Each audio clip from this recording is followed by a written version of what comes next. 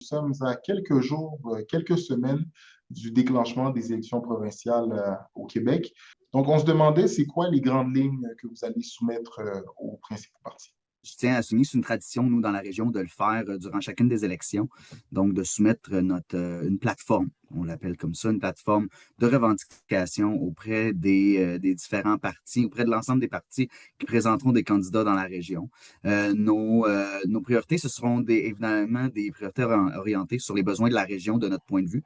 Donc, du point de vue de la main-d'œuvre, du point de vue des travailleuses et des travailleurs qui sont affiliés à la CSN, qui, rappelons-le, au-delà des simples travailleuses et travailleurs, sont des citoyennes et des citoyens qui ont des revendications beaucoup plus larges que simplement des revendications liées aux enjeux du travail, notamment sur l'inclusion de la main-d'œuvre migrante, l'inclusion de l'immigration dans son ensemble.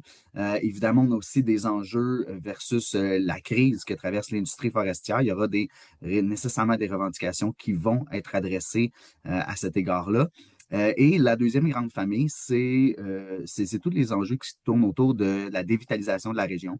Donc, des enjeux, des revendications qui tourneront autour des enjeux de financement des services publics, de la pérennité des services publics, des services de garde éducatifs aussi. On représente beaucoup de travailleuses et de travailleurs dans les CPE, hein, de la survie même de notre région du point de vue démographique. Puis, est-ce que vous avez déjà rencontré des candidats des principaux partis ou c'est quelque chose que vous allez faire dans les semaines à venir, justement, avec On prévoit rencontrer les candidats, faire des demandes, mais il est clair qu'on aura une liste de revendications et tout au cours de la période électorale, on va vouloir aller à la rencontre des différents candidats, des différentes candidates, question de leur faire part des doléances, des revendications de nos membres, parce qu'on se rappelle qu'au Conseil central, il y a quand même près de 7000 membres dans la région, dans les 4 circonscriptions, puisqu'on représente également des membres en Jamésie.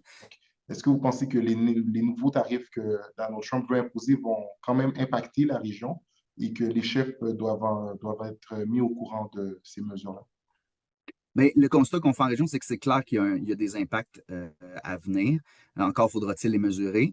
Donc oui, les chefs doivent en prendre acte et agir et prévoir les coûts en conséquence. Par contre, je pense qu'il faut d'abord et avant tout se concentrer sur les enjeux qu'on vit en région et à ce compte-là, ben, l'occupation du territoire, tous les enjeux du financement des services publics, de la pérennité des services publics, des enjeux d'attraction et de rétention de la main-d'œuvre en région doivent prendre le pas sur des enjeux de la guerre tarifaire. Si on se fie à cette question-là uniquement comme question de l'urne, ben, je pense on passerait malheureusement à côté de beaucoup d'autres facteurs qui sont extrêmement importants